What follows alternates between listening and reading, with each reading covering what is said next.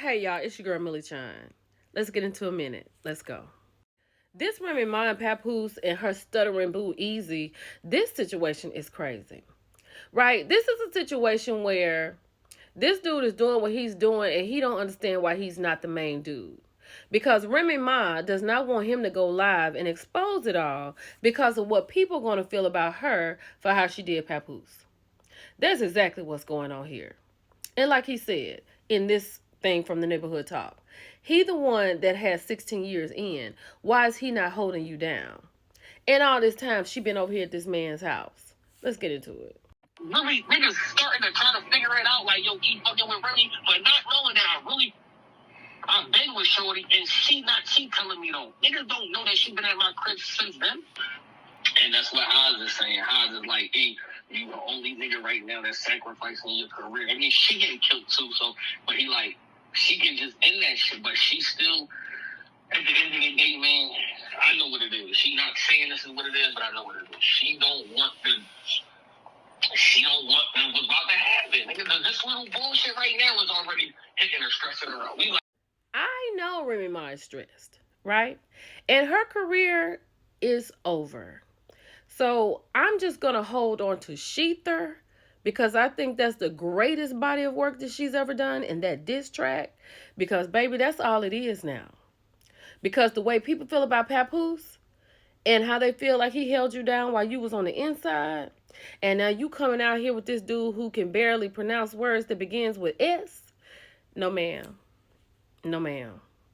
Let me know how you feel in the comments. Let's keep going.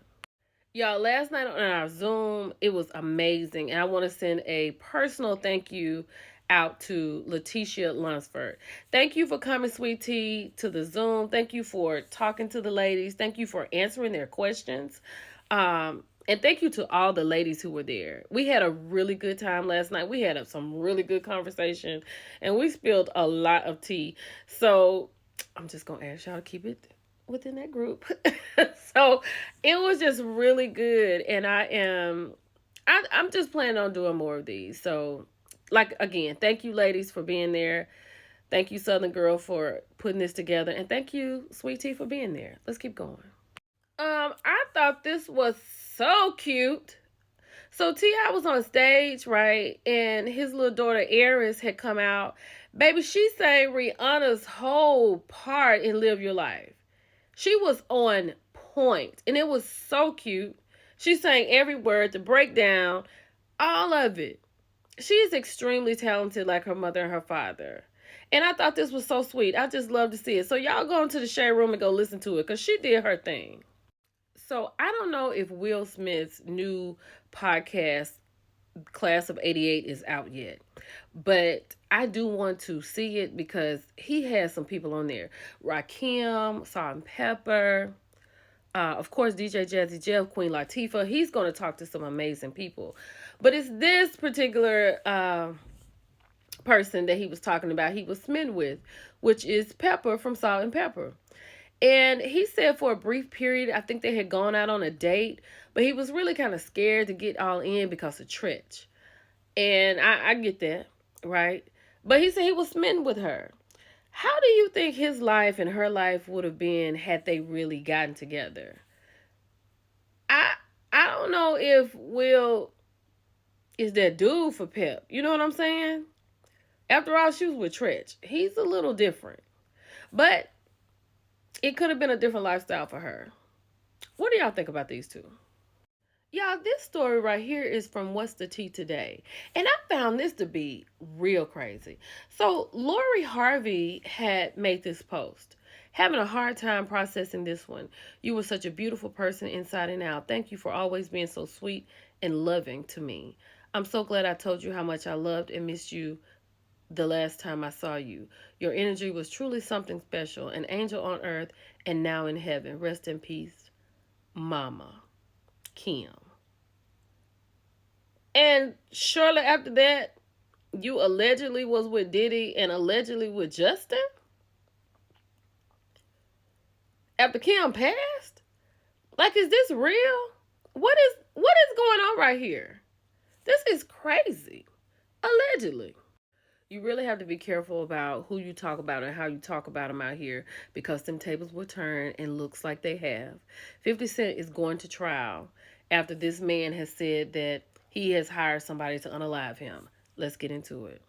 So, a New York judge, Annalisa Torres, ruled December the 19th that 50 Cent, Curtis Jackson, did not provide sufficient evidence to prove his innocence in the case that he did not hire someone to unalive Corey Ghost Holland, right? So he's getting ready to go to trial. And I said in my video the other day 150,000. He's saying that it was $150 million bounty on him, right? And as we previously covered, they said Holland sued 50 for $1 billion back in 2021, claiming that he mirrored his personal life for the drama of power without his permission. This is insane. So Holland went on to say that TV producers have been using intimidation tactics to scare him to drop the case. He says he lives in fear for his life and his family's life. And he says that 50 got $150 million through stars in order to carry this out. Charles, we was talking about this last night, right? When it had come up. And Super Cent is not engaged anymore to Razor. And she had a lot to say about what she's not going to do anymore. Hold on. I am no longer in a relationship. I am no longer engaged. I will not be friends with my ex. This was not a mutual agreement.